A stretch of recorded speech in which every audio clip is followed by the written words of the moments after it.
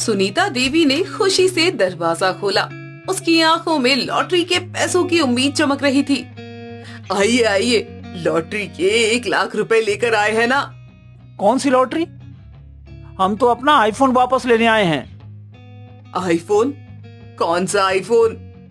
कहानी यहीं से शुरू हुई थी। 3 दिन पहले दिल्ली के एक मध्यम वर्गीय मोहल्ले में सुनीता देवी अपनी दोनों बहुओं के साथ रहती थी। सुबह के समय घर में हमेशा फोन की समस्या को लेकर बहस होती रहती थी। अरे प्रिया, ये क्या है तेरे हाथ में? फिर तोड़ दिया ना इस नोकिया को? मम्मी जी, देखिए ना, इसकी कीज इतनी टूट गई है कि नंबर दबाना भी मुश्किल है। कैसे कॉल करूं? तो क्या हुआ, अभी भी चलता है ना? आजकल की लड़कियों को हर चीज में नुक्स निकालना आता है। मम्मी जी, सभी के पास स्मार्टफोन्स है। हमारे ये नोकिया फोन तो अब मिलते ही नहीं है।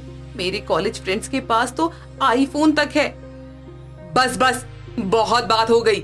ये नोकिया अभी भी मैसेज भेजते हैं और कॉल कर देते हैं। और क्या चाहिए? हजारों रुपए स्मार्टफोन पर फूकने से अच्छा है ये पैसा सेविंग्स में रखना। सासू माँ की जेब में पैसे हैं, लेकिन हम पर पैसे खर्च करना नहीं चाहती। खुद के लिए भी तो कितना कुछ खरीदती रहती है। कभी तो हमारी बात सुनेंगी। अगले दिन सुबह सुनीता देवी और प्रिया बाजार जाने के लिए तैयार हो रहे थे। सब्जी खरीदने का काम था। चल बेटी, जल्दी चल, आज आलू प्याज खत्म हो गए हैं। जी मम्मी जी, बस आ रही हूँ। बाजार से सब्जी खरीदने के बाद वे घर की तरफ वापस आ रहे थे तो प्रिया ने सड़क पर कुछ चमकता हुआ देखा। मम्मी जी रुकिए, वहाँ कोई फोन गिरा है, बहुत महंगा लग रहा है। अरे वाह, ये तो आईफोन है। हमारे नोकिया से कितना अलग है। इसका होगा? पता नहीं मम्मी जी, कोई बहुत परेशान होगा। हमें इसे पुलिस के पास ले जाना चाहिए। इतना सुंदर फोन काश मेरे पास भी होता। हाँ हाँ बिल्कुल, मैं खुद पुलिस को दे दूंगी, तुम चिंता मत करो। अच्छा किया मम्मी जी, किसी के बहुत काम का होगा। बाजार से घर का रास्ता सुनीता देवी के लिए बहुत लंबा लग रहा था। आईफोन उसकी साड़ी में छिपा हुआ था। घर पहुंचकर उसने प्रिया से कहा, बेटी तुम खाना बना लो, मैं थोड़ी देर आराम करती हूँ। अपने कमरे में जाकर सुनीता देवी ने दरवाजा बंद किया और चुपके से आईफोन निकाला। उसे देखकर वो हैरान रह गई। फोन में कोई लॉक नहीं था। अरे लॉक भी नहीं है, बस 2 मिनट देखती हूँ, कोई हर्ज नहीं है। तभी फोन का रिंगटोन बजता है। स्क्रीन पर राहुल का नाम चमक रहा था। हेलो, मेरा फोन मिला क्या? मेरे ऑफिस के सारे इंपॉर्टेंट कॉन्टेक्ट और प्रोजेक्ट उसी में हैं। कल मेरी प्रेजेंटेशन है। जी हाँ बेटा, मिल गया है। आप शाम को राम मंदिर के सामने आ जाइए, मैं दे दूंगी। बहुत बहुत धन्यवाद आंटी जी, शाम 6 बजे आऊंगा, आप जरूर आइएगा। शाम के 6 बज गए, लेकिन सुनीता देवी राम मंदिर नहीं गई। वो घर में ही रहकर बहाने सोचती रही। मम्मी जी, फोन वापस कर दिया? मंदिर गई थी? हाँ बेटी, कर दिया। मालिक बहुत खुश हुआ, कह रहा था कि आपने बहुत अच्छा काम किया है। वाह मम्मी जी, आप तो हमारे घर की अकेली ऑनेस्ट वाली है। आजकल कौन किसी का फोन वापस करता है? मम्मी जी को तो ईमानदारी का अवार्ड मिलना चाहिए। सुनीता देवी के चेहरे पर फेक स्माइल आई। अंदर ही अंदर वो गिल्ट फील कर रही थी। रात के अंधेरे में सुनीता देवी ने चुपके से अपने कमरे का दरवाजा बंद किया और आईफोन निकाला। बस 2 मिनट देखती हूँ, कोई हर्ज नहीं है। फोन की ब्राइट स्क्रीन उसके चेहरे पर चमक रही थी। वो रील्स देखने लगी। अरे वाह, कितना साफ दिखता है। मेरी फोटो भी कितनी अच्छी आई है। हमारे नोकिया में तो कुछ दिखता ही नहीं, पर ये गलत है। लेकिन बस 1 दिन और। दरवाजे पर फुटस्टेप्स की आवाज सुनकर वो घबरा कर फोन छुपा लेती है। अगली सुबह सुनीता देवी की नींद टूटी तो उसने देखा कि आईफोन पर 5 मिस्ड कॉल्स थे। वो परेशान हो गई। इतनी जल्दी कॉल क्यों कर रहा है? अरे कुछ तो समय दो। तभी फिर से फोन बजा। राहुल का नाम स्क्रीन पर चमक रहा था। आंटी जी, मैं कल शाम 6 बजे तक आपका इंतजार किया, आप आई नहीं। मेरी प्रेजेंटेशन कैंसिल हो गई। अरे बेटा बहुत सॉरी, अचानक बहू बीमार हो गई थी, हॉस्पिटल जाना पड़ा। आज शाम जरूर आ जाऊंगी। आंटी जी प्लीज, मेरा बहुत नुकसान हो गया है, आज जरूर आइएगा। अरे हाँ हाँ बिल्कुल आ जाऊंगी, आप प्रॉमिस। आज भी सुनीता देवी नहीं गई। अगले दिन से राहुल के कॉल्स आने पर वो फोन उठाना बंद कर देती है। तीसरे दिन राहुल और नेहा ने एक प्लान बनाया। नेहा ने अपनी आवाज बदलकर फेक लॉटरी कॉल किया। नमस्कार मैडम, आपको हमारी कंपनी की लॉटरी में 1 लाख रुपए मिले हैं। सच में 1 लाख रुपए? मैंने तो कोई लॉटरी खरीदी ही नहीं। मैडम, आपका मोबाइल नंबर लकी ड्रॉ में निकला है। हम कल आपके घर पैसे लेकर आएंगे, एड्रेस दे दीजिए। वाह, मेरी किस्मत जाग गई है। एड्रेस है गली नंबर 15, रामनगर, दिल्ली। सुनीता देवी ने अपना पूरा एड्रेस दे दिया। राहुल और नेहा खुश हो गए कि उन्हें एड्रेस मिल गया है। उसी रात सुनीता देवी खुशी में सो ही नहीं पाई। अगले दिन दोपहर में सुनीता देवी ने अच्छे कपड़े पहने और लॉटरी वालों का इंतजार करने लगी। तभी घर की घंटी बजी। प्रिया ने दरवाजा खोला। जी कहिए। हमारा आईफोन वापस चाहिए, 3 दिन से परेशान कर रहे हैं। आपकी सास ने कहा था कि वापस कर देंगी, लेकिन फोन भी नहीं उठाती।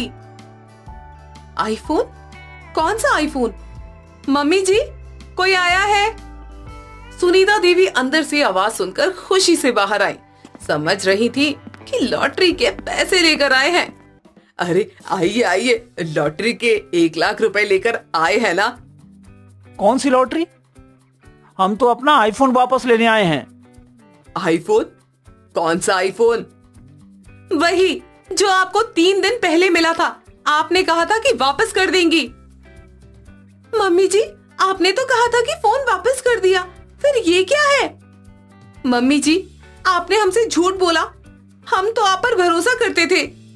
हमें तो आप हमेशा सच बोलने को कहती थी, फिर आपने ऐसा क्यों किया? दोनों बहुओं के चेहरे पर निराशा और दुख साफ दिख रहा था। उन्हें अपनी सास से ये उम्मीद नहीं थी। सुनीता देवी का चेहरा उतर गया और वो कुछ नहीं बोल पाई। अब तो पुलिस में कंप्लेंट करनी पड़ेगी। हमने आपका एड्रेस निकालने के लिए फेक लॉटरी कॉल तक करना पड़ा। जी हाँ, मैंने ही आपको लॉटरी कॉल किया था ताकि एड्रेस पता चल जाए। नहीं नहीं, पुलिस की क्या जरूरत, मैं अभी वापस कर देती हूँ। सुनीता देवी दौड़कर अपने कमरे से आईफोन लाई। ये लीजिए आपका फोन, मुझसे बहुत बड़ी गलती हो गई है। अच्छा है कि फोन सही सलामत है, पर आंटी जी ये तो गलत बात है। भैया, इन्होंने पहली बार ऐसा किया है, प्लीज आप पुलिस कंप्लेन मत कीजिए। हमारी सास बुरी नहीं है, बस गलती हो गई। राहुल, देखो कितनी प्यारी बहुएं हैं, आंटी भी समझ गई हैं। ठीक है, इस बार छोड़ रहे हैं, पर आंटी जी आगे से ऐसा मत करना। राहुल और नेहा चले गए। घर में साइलेंस छा गया। सुनीता देवी को अपनी गलती का एहसास हो रहा था। बेटियों, मुझसे बहुत बड़ी गलती हो गई। मैंने तुम्हारे साथ भी गलत किया है। मम्मी जी, गलती हो जाती है, आगे से ऐसा मत करना। मैं तुम्हें हमेशा कंजूसी का लेक्चर देती रहती हूँ, पर खुद लालच में फंस गई। मम्मी जी, हम सब इंसान हैं, गलती हो जाती है। बेटी, अब मैं तुम दोनों के लिए भी नए स्मार्टफोन्स खरीदूंगी। तुम्हारा हक है, इतने दिनों से तुम्हें परेशान किया है। सच में मम्मी जी? हाँ बेटी, कल ही चलेंगे शॉपिंग करने। और हाँ, अब से घर में कोई झूठ नहीं, हम सब ऑनेस्ट फैमिली हैं। ये सुनकर बहुत अच्छा लगा मम्मी जी। तीनों गले मिले और खुशी से हंसने लगे। सुनीता देवी को समझ आ गया था कि लालच बुरी बला है और परिवार का प्यार ही सब कुछ है। काजल की मां नीमा काजल को उसके बचपन में ही हमेशा के लिए छोड़कर इस दुनिया से चली गई थी, जिसके बाद काजल के जीवन में मां की कमी को पूरा करने के लिए काजल के पिता सतीश ने वंधु नाम की औरत से दूसरी शादी कर ली। वंधु एक बांझ थी।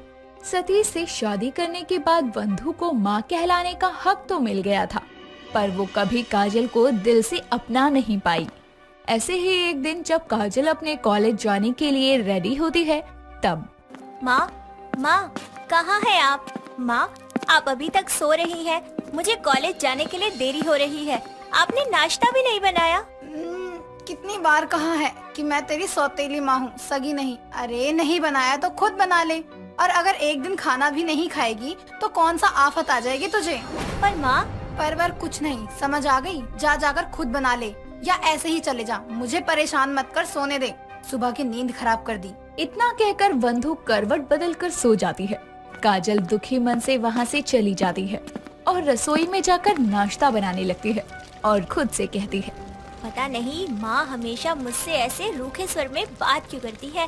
मैं तो उनकी सारी बातें मानती हूँ, उनको अपनी सगी माँ से भी बढ़कर मानती हूँ, फिर भी वो मुझसे ऐसे उखड़ी उखड़ी रहती है। भगवान, आपने मुझसे मेरी माँ को तो छीन लिया, और जो सौतेली माँ मिली वो भी मुझे प्यार नहीं करती। ऐसे ही नाश्ता बनाने के बाद काजल उसे बिना खाए ही कॉलेज चली जाती है। वक्त गुजरता है पर बंधु के स्वभाव में बदलाव नहीं आता। ऐसे ही एक दिन सतीश हाथों में राहुल की फोटो लिए हॉल में बैठी हुई बंधु और काजल के पास आकर कहता है, काजल बेटा देख, तेरे लिए इस लड़के का रिश्ता आया है। लड़का बड़े खानदान का है और अच्छा कमाता भी है। तुझे पसंद है तो बात आगे बढ़ाएं। अरे इससे क्या पूछना, इसके लिए कौन सा रिश्ता सही है और कौन सा नहीं, उसका फैसला तो हम करेंगे ना कि ये। लाओ मुझे दिखाओ। हाँ ठीक है लड़का, बुला लो इसको घर। अरे पर बंधु। पापा, अगर माँ को पसंद है तो ठीक है, आप इनको बुला लीजिए, मुझे कोई दिक्कत नहीं है। ठीक है बेटा, जैसा तू कहे। हाँ बुला लो, और इसकी शादी करके इसको इसके घर भेजो। वैसे भी इसके हाथ पीले करने की उम्र हो गई। इतना कहकर बंधु वहाँ से चली जाती है और सतीश काजल से कहता है, बेटा तू अपनी माँ की बातों का बुरा मत माना कर, तू जानती है ना वो ऐसे ही है। नहीं पापा, मुझे माँ की बातों का बुरा नहीं लगता। वो जैसी भी है मेरी माँ है। उनकी डांट में, उनके गुस्से में भी मुझे प्यार नजर आता है। वैसे ही हर बच्चे को तो उनके माँ बाप का लाड प्यार मिलता है, लेकिन मैं तो किस्मत वाली हूँ जिसे अपनी माँ की डांट में प्यार मिल रहा है। बहुत भली है तू बेटा, बिल्कुल अपनी माँ पर गई है। सदा खुश रहे बेटा, मैं लड़के वालों को फोन करके बता देता हूँ बेटा। इतना कहकर सतीश भी वहाँ से चला जाता है और राहुल के घर वालों को घर आने का निमंत्रण दे देता है। ऐसे ही कुछ दिन बाद राहुल अपनी माँ सोना के साथ काजल को देखने के लिए उसके घर आता है। सोना और राहुल को काजल पहली ही नजर में पसंद आ जाती है और सोना कहती है, जी हमें आपकी काजल बहुत पसंद आई और हम जल्द से जल्दी से अपने घर की बहू बनाना चाहते हैं। जी ये तो बहुत अच्छी बात है। चलो मेरी सौतेली बेटी की विदाई तो होगी। जी क्या कुछ कहा आपने? जी नहीं, मैंने कुछ नहीं कहा। जी ठीक है, चलिए फिर रोके की रस्म कर देते हैं। राहुल बेटा काजल के पास बैठ जा। अपनी माँ की बात सुनकर राहुल काजल के पास बैठ जाता है, जिसके बाद शगुन देकर और मुंह मीठा करवाकर रोके की रस्म पूरी की जाती है। जिसके बाद सोना और राहुल वहाँ से अपने घर आ जाते हैं। ऐसे ही वक्त निकलता है। दोनों ही घरों में शादी की तैयारियां जोरों शोरों से चलने लगती है। ऐसे ही शादी की रस्मों के बीच काजल अपनी माँ की फोटो को सीने से लगाकर रोते हुए कहती है, माँ आज आप होती तो कितनी खुश होती। पता नहीं राहुल जी उनका परिवार कैसा होगा। मैं कभी किसी को कोई शिकायत का मौका नहीं दूंगी। बस बंधु माँ एक बार मुझे अपनी बेटी की तरह गले लगा ले, मेरे दिल को सुकून मिल जाएगा। उनकी सौतेली बेटी हमेशा के लिए विदा होकर चली जाएंगी, फिर तो मुझे उनकी डांट भी नसीब नहीं होगी। इतना कहकर काजल अपनी माँ की तस्वीर को गले से लगा लेती है। जहाँ एक तरफ घर में शादी की रौनक लगी थी, वहीं बंधु काजल की शादी के मेहमान जैसे केवल सज कर बैठी थी। उसे किसी रस्म या शगुन से कोई मतलब नहीं था। ऐसे ही एक शाम जब सभी पूजा के लिए मंदिर जा रहे थे, तभी सतीश कहता है, अरे बंधु तुम तैयार नहीं हुई अभी तक? मंदिर जाना है, भूल गई क्या? जी वहाँ मेरा क्या काम है, आप ही जाओ। अरे कैसी बात कर रही हो, इस रस्म में माँ का होना सबसे ज्यादा जरूरी है। हाँ तो माँ चलो ना। देखो काजल, कितनी बार कह चुकी हूँ मैं तुमसे, मैं बस नाम की माँ हूँ तुम्हारी। हकीकत में तुम्हारी माँ मर चुकी है और बस मैं तुम्हारी सौतेली माँ ही हूँ। और रही बात पूजा की, तो मेरी जगह तुम्हारी कोई मौसी कर देगी रस्म। वैसे भी मौसी माँ जैसी होती है। वंदू, पागल हो गई हो क्या? क्या बोले जा रही हो? जब काजल की माँ तुम हो तो तुम ही जाओगी ना। अरे एक दिन ही है हमारी बेटी बस यहाँ, कल तो वो भी विदा होकर चली जाएगी। हमारी नहीं, आपकी बेटी। और मेरी सौतेली बेटी की सिर्फ विदाई होगी, इससे ज्यादा कुछ नहीं। ना मुझे इसकी शादी से कोई खुशी है, ना इसकी शादी की रस्मों में शामिल होने की कोई दिलचस्पी। इतना कहकर वंदु पैर धमकाती हुई वहाँ से चली जाती है। ये देखकर काजल का मन दुखी हो जाता है। सभी लोग पूजा के लिए मंदिर चले जाते हैं। ऐसे ही शादी का दिन आता है और सतीश हाथों में शादी का जोड़ा लिए वंदु के पास आकर कहता है, वंदू, लो काजल को शादी का जोड़ा दे दो, साथ ही उसको अपना आशीर्वाद और प्यार भी दे दो। उसे इस वक्त अपनी माँ की बहुत जरूरत है। देखिए, मैंने आपसे कितनी बार कहा है कि मैं काजल की माँ नहीं हूँ, मैं इसकी सौतेली माँ हूँ। देखो वंदू, मैं जानता हूँ कि आज तक तुमने काजल को कभी अपनी बेटी नहीं माना, पर एक बार सोच कर देखो, वो बच्ची कभी तुमसे शिकायत नहीं करती, हमेशा तुम्हारी डांट में ही तुम्हारा प्यार तलाशती है। क्या ये सही है? देखिए, आप सब मुझे यूँ इमोशनल अत्याचार में मत फंसाओ। मैं सब जानती हूँ कि मैं एक बांझ हूँ। मैं कितना भी कुछ कर लूँ, पर लोगों की नजरों में मैं सौतेली ही रह जाऊंगी। वंदू, तुम लोगों का क्या सोचती हो? काजल रोती रहती थी, पर कभी तुमने उसे गले नहीं लगाया। हमेशा उसने तुम्हारे कपड़ों में ही तुम्हारी खुशबू के एहसासों को तलाशा है। वो बच्ची बस तुमसे प्यार चाहती है। एक बार उसे गले लगा कर देखो, ये जो सौतेलेपन का भाव तुम्हारे मन में भरा है वो मिट जाएगा। सतीश की बात सुनकर वंदु काजल की शादी का जोड़ा उठाकर उसके कमरे में जाती है, जहां काजल वंदु की साड़ी को गले से लगाकर रो रही थी। ये देखकर वंदु का दिल भर आता है और वो कहती है, काजल बेटा, मुझे माफ कर दे। मैंने आज तक तेरे प्यार को कभी समझा ही नहीं। बेटा, मेरे बांझ होने पर लोगों ने मुझे इतने ताने दिए कि दुनियादारी से और रिश्तों से मेरा मन भर गया और मैं तुझे कभी दिल से अपना ही नहीं पाई। पर आज तेरी माँ तुझे अपने हाथों से तैयार करेगी। वंदु की बात सुनकर काजल के रोते हुए चेहरे पर एक प्यारी सी मुस्कान आती है, जिसके बाद वंदु काजल को उसकी शादी के लिए तैयार करती है और उसे मंडप पर ले जाती है, जहां दुल्हा बना हुआ राहुल उसका इंतजार कर रहा था। पंडित की कहे अनुसार वंदु और सतीश मिलकर काजल का कन्यादान करते हैं। सभी रस्मों रिवाजों को पूरा करने के बाद राहुल और काजल की शादी हो जाती है और विदाई के समय वंदु काजल को गले से लगाकर कहती है, काजल, मेरी बच्ची, कभी ये मत सोचना कि आज से तेरा मायका पराया घर हो गया। बेटी, तेरी माँ हमेशा ही यहाँ रहेगी। तुझे जब भी आना होगा तो खुशी खुशी आना। इतने वक्त तो मैं तेरी कदर समझ ना सकी, पर अब मैं समझ गई हूँ कि आज सौतेली बेटी नहीं बल्कि मेरी खुद की बेटी की विदाई है। मेरी लाडो, हमेशा खुश रहना तू।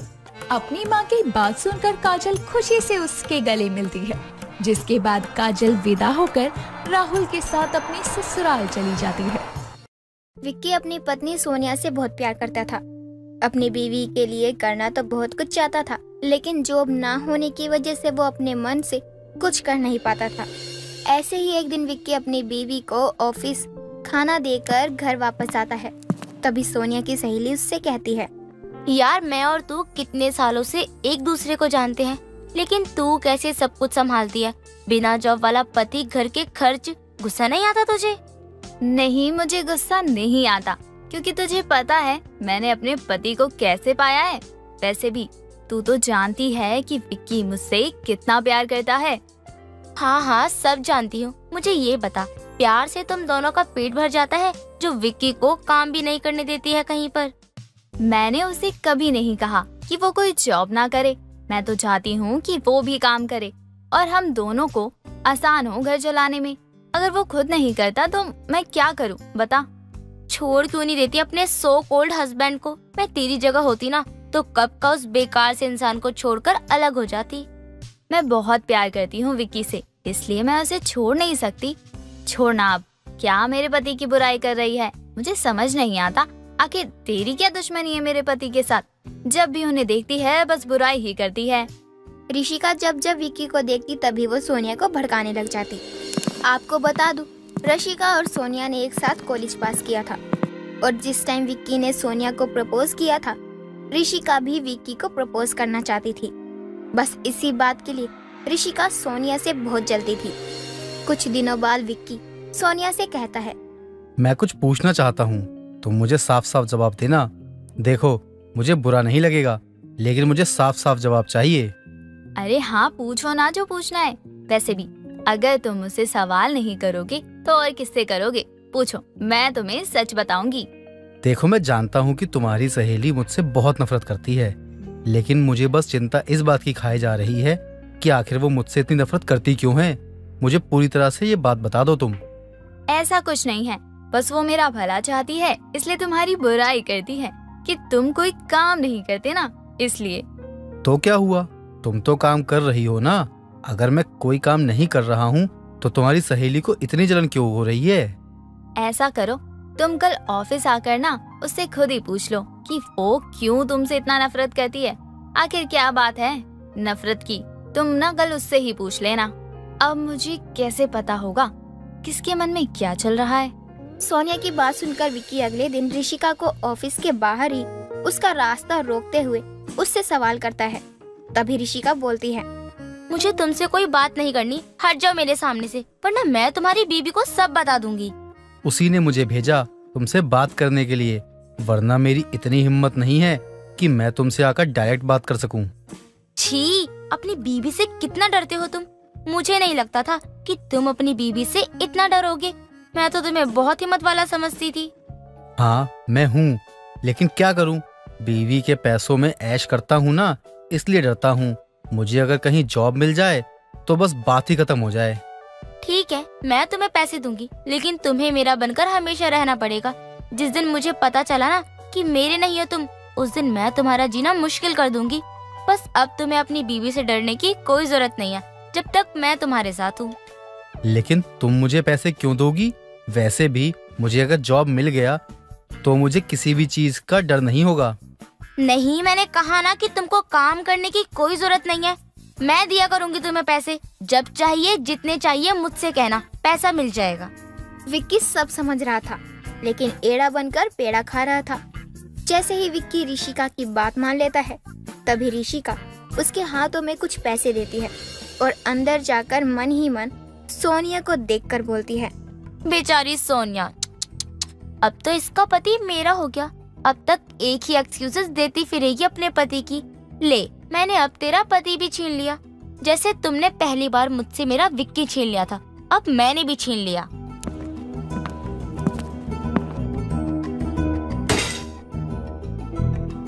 क्या बात है ऋषिका, कब से आवाज लगा रही हूँ और तू है कि तब से मुस्कुराए जा रही है। तेरे कान तक आवाज नहीं आ रही थी क्या? हद है। क्या हुआ, कोई बात हो गई क्या घर में? मेरी मदद चाहिए तो बता देना मुझे। आज मेरे पति तुझसे मिलने आने वाले थे। मिले क्या तुझसे? क्या बोला उन्होंने? देख, मैं एक बात कहूँ, प्लीज मेरे पति की बातों का ना बुरा मत मानना। अरे कोई बात नहीं, वैसे अपने पति को तूने बहुत डरा रखा है। बहुत बढ़िया, काश ऐसा पति मुझे भी मिल जाता तो मैं भी उससे बहुत प्यार करती। अरे क्या बात है, ऐसा क्या जादू कर दिया मेरे पति ने तेरे ऊपर? कल तक तो मेरे पति के नाम से इतना भड़क जाती थी कि तेरे सामने अपने पति का नाम भी नहीं ले सकती थी, और आज तो इतनी तारीफ कर रही है कि तुम्हें भी विक्की जैसा पति चाहिए, क्योंकि अब तेरा विक्की मेरा होने वाला है। अरे बस अच्छा, तेरा पति बहुत अच्छा है, इसीलिए मैंने ऐसा बोला। ऋषिका अपनी सहेली से इतना जलती थी कि वो उसका पति ही छीन लेना चाहती थी। ऐसे ही कुछ वक्त गुजर जाता है और अब विक्की किसी न किसी बहाने से सोनिया की सहेली से मिलता। ऐसे ही एक दिन ऋषिका और विक्की पार्क में मिलते हैं। तभी ऋषिका कहती है, विक्की, शायद तुम मुझसे प्यार नहीं करते, इसीलिए तो महीने में एक बार मिलने आते हो। देखो ना, मुझसे ज्यादा तो तुम्हारी बीबी खुशनसीब है जो हर पल तुम्हारे साथ तो रहती है। तो तुम क्या चाहती हो, मैं तुम्हारे साथ रहा करूं क्या, या तुम्हें अपने घर ले चलूं? तुम्हें तो पता ही है जान, मैं कितना मजबूर हूँ, और फिर तुम मेरी ही बीवी की सहेली हो और हम दोनों की सेटिंग हो रखी है। तो क्या हुआ, मैं भी तुम्हें कब से पसंद करती थी। कभी मैंने कुछ कहा क्या तुम्हारी बीबी को? नहीं ना। लेकिन मेरा कभी कभी मन करता है उस डॉयन की जान ले लूं, फिर खुद को शांत करते हुए उसके सामने मुस्कुरा देती हूँ। जान, तुम उसे खाना देने मत आया करो, मुझे बिल्कुल अच्छा नहीं लगता। अरे जान, मैं तो बस अब सिर्फ तुम्हें देखने के बहाने खाना लेकर आया करता हूँ। किसी बहाने तुम्हें देख लूं, बस यूं ही मेरा मन में रहता है। ओ मेरी जान, इतना प्यार करते हो मुझसे? काश तुम्हारी शादी मुझसे हुई होती, तब तो मैं तुम्हें कितना प्यार करती, एक काम भी नहीं करना पड़ता तुम्हें। ये लो बेबी, मेरी तरफ से तुम्हारे लिए एक छोटा सा तोहफा। महंगा तोहफा तो नहीं दे सकता था, इसलिए सस्ती सी अंगूठी दे रहा हूँ। अगर पसंद आए तो रख लेना, वरना फेंक देना। अरे तुमने मुझे इतने प्यार से दिया है ये, भला मैं क्यों फेंकूंगी तुम्हारा दिया हुआ गिफ्ट। जान, मुझे कुछ मदद चाहिए तुमसे, लेकिन कैसे बोलूं, कुछ समझ में नहीं आ रहा है। अगर तुम बुरा मानकर मुझे छोड़कर चली गई तो मेरा क्या होगा? बस यही है क्या मेरा और तुम्हारा प्यार, कि एक दूसरे की मदद भी ना कर सके? बताओ जान, कितने पैसे चाहिए? तुम्हें कैसे पता चला कि मुझे पैसों की जरूरत है? अरे यार, तुम मुझे कितना समझती हो। काश तुमसे मेरी शादी हुई होती। विक्की ऋषिका से कुछ पैसे लेकर कुछ देर बाद दोनों घर चले जाते हैं और उन पैसों से विक्की एक सोने की अंगूठी लेता है और घर को डेकोरेट करता है। क्योंकि आज सोनिया का जन्मदिन था, इसलिए विक्की ने सोनिया के ऑफिस वालों को बुलाया था और साथ ही ऋषिका को भी। सभी लोग जन्मदिन पर आते हैं। जब विक्की सोनिया को सोने की अंगूठी देता है, तभी ऋषिका गुस्से में बोलती है, वाह क्या बात है विक्की, तुम तो बड़े चालाक निकले।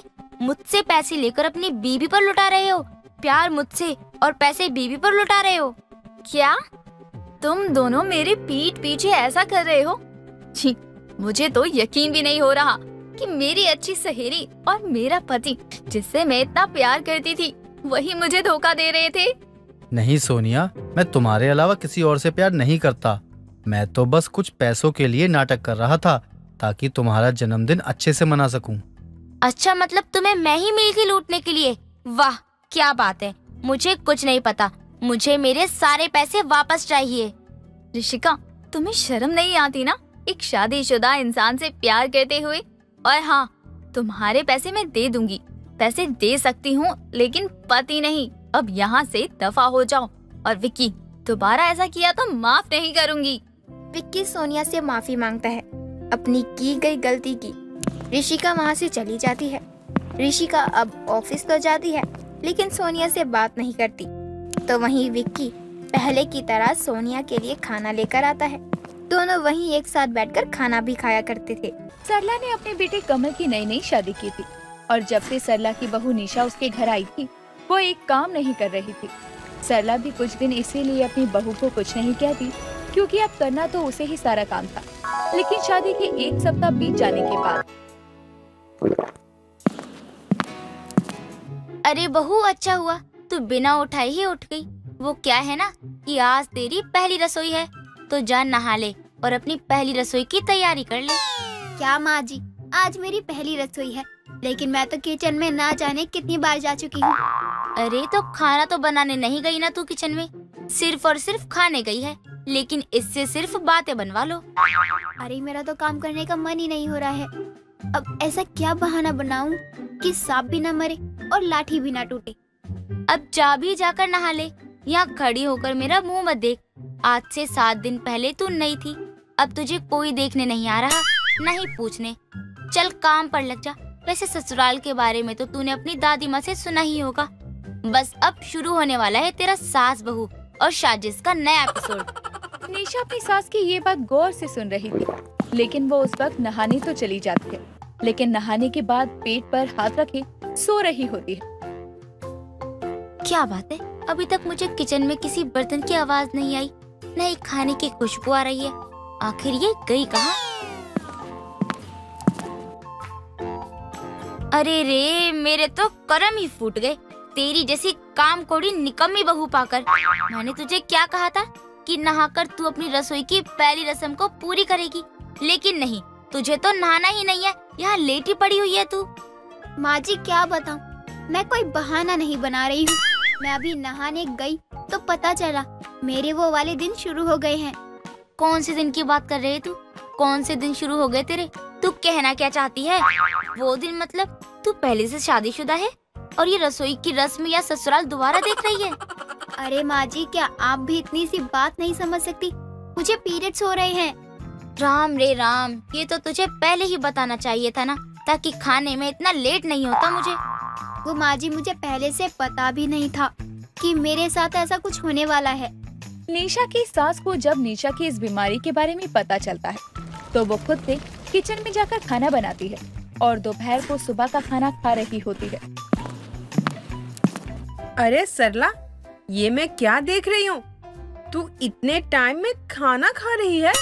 अरे विमला बैठ, अब तुझसे क्या ही छुपाना। तुझे तो पता है कि मैं कभी दोपहर को खाना नहीं खाती, लेकिन आज तो मुझे सुबह का खाना नसीब ही नहीं हुआ है। क्यों? कहाँ है तेरी बहू? मायके भेज दिया क्या बहू को? और ये घर इतना फैला कर क्यों रखा है? अरे विमला क्या बताऊं, कहने को तो मेरे घर में बहू आई है, लेकिन उसके हिस्से का काम भी मुझे ही करना पड़ रहा है। क्यों? तेरी बहू की हाथों की मेहंदी अब तक नहीं उतरी क्या? अरे मुझे तो उस पर अब शक नहीं, यकीन हो गया है कि वो एक नंबर की निकम्मी है, किसी काम की औरत नहीं है ये विमला। अरे ऐसा क्या कर दिया तेरी बहू ने तेरे साथ? मुझे तो ये समझ नहीं आ रहा है।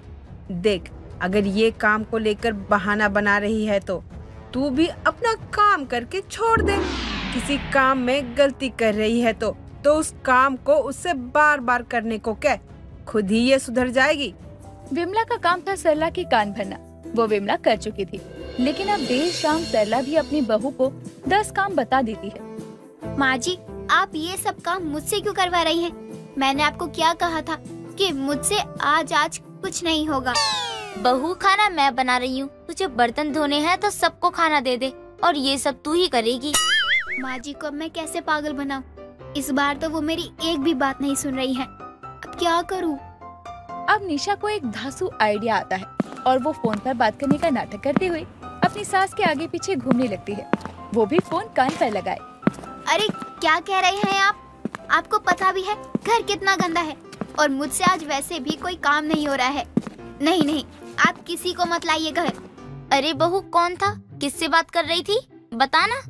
अरे माँ जी, वो मैं उनसे बात कर रही थी। वो किसी को घर लेकर आ रहे हैं, लेकिन घर देखिए ना कितना गंदा है। अरे तू लल्ला को बोल, जो कोई आ रहा है आ जाए, मैं साफ करती हूँ अभी घर, तू देख कैसे चमक जाएगा घर। इतना बोलने के साथ ही सरला घर को अच्छे से साफ कर देती है, किचन के बर्तनों को धो देती है। हॉल एकदम चमक रहा था, लेकिन अब सरला हॉल में आती है तो देखती है कि उसकी बहू पॉपकॉर्न लिए हॉल में उसे गिरा गिरा कर खा रही थी। बहू ये क्या गंदगी मचा रखी है तूने? अभी ही मैंने घर साफ किया है ना, फिर भी तू है कि घर गंदा करने में लगी हुई है। तुझे पता नहीं है मेहमान आने वाले हैं? माँ जी कैसे मेहमान? कौन से मेहमान? कोई नहीं आने वाला। और रही वो फोन पर बातचीत और आपसे झूठ बोलने की बात, तो वो मैं एक्टिंग कर रही थी, देख रही थी कि क्या मैं कलाकार बन सकती हूँ। बहू तू किसी दिन अपनी इन आदतों की वजह से ना मुसीबत में फंस जाएगी। तुझे पता भी है मैंने कितनी जल्दी में काम किया है, और इस उम्र में मुझसे इतना काम भी नहीं होता है। माँ जी, आप जब ये सब काम कुछ घंटों में ही कर सकती हैं, तो आपने ये काम मुझे करने को कहा ही क्यों? क्योंकि मुझसे गलती हो गई तुझसे कोई काम कहकर। तू ठीक कह रही थी, मुझे ना तुझसे कोई काम करने का कहना ही नहीं चाहिए। सरला अब और परेशान हो चुकी थी अपनी बहू की हरकतों से, लेकिन वो अपनी बहू को कुछ नहीं कह पा रही थी। अब सरला भी अपनी बहू को सबक सिखाने की ठान लेती है। माँ जी, आप सुबह सुबह कहाँ जा रही हैं? आपने मुझे बताया भी नहीं। अगर आप कहीं बाहर जा रही हैं? अरे बहू क्यों, मैं कहीं भी जाऊँ तुझसे पूछना है क्या? तू ये कैसी बातें कर रही है? माँ जी, मैंने तो बस पूछा। वैसे खाना क्या बनाया है आपने? खाना मैंने अपना बनाकर अपने कमरे में रख लिया है, बस अब तू बना ले, तुझे क्या बनाना है वही बना ले। लेकिन माँ जी, आपने अपना खाना बनाया तो मेरा क्यों नहीं? और ऊपर से आप अपने खाने को अपने कमरे में बंद करके जा रही हैं। इसीलिए नहीं बनाया क्योंकि तू इस घर का हिस्सा है। मुझे तो नहीं लगता तुझे बस अपनी काम चोरी, लापरवाही, सोने खाने और जगाने से मतलब है, तो तू ठीक अपना काम भी आज से खुद कर। आज से तुझे समझ आएगा कि मैं अपना काम इस उम्र में कितने मुश्किल से कर रही हूँ। माँ जी, अगर ऐसा है तो ठीक है, आज से मैं अपना और अपने पति का खाना अलग बनाया करूँगी। मुझे कोई शौक भी नहीं है आपके साथ खाने का। अब अगले ही दिन से घर का काम, बर्तन, झाड़ू, पोछा, खाना बनाना, ये सब करते हुए निशा को शाम हो जाया करती थी, और पूरे दिन भूखे रहने के बाद वो रात को खाना खाया करती। सरला भी ये सब देख रही थी, लेकिन वो करती भी क्या, चुपचाप ये सब देखे ही जा रही थी। ऐसे ही 10-15 दिन बीत जाते, लेकिन एक दिन निशा की ज्यादा तबीयत खराब होती है। तभी डॉक्टर भी निशा को आराम करने की सलाह दे। माँ जी, आपने मेरे लिए ये दलिया बनाया है और मैंने आपको कभी समझा ही नहीं। बहू, यही तो मैं तुझे समझा रही थी, मिलजुल कर काम करने का कितना फायदा है। अगर तू मेरे साथ मिलकर काम कर रही होती ना, तो तुझ पर ये बोझ तो आता ही नहीं ना। हाँ माँ जी, मुझे पहले ही समझ जाना चाहिए था, लेकिन मुझे आज समझ आया है। निशा को बाद में इस बात का अफसोस जरूर होता है कि वो जो कर रही थी वो कितना गलत था। अगर वो अपनी सास की बात मानती तो ये नौबत ही नहीं आती।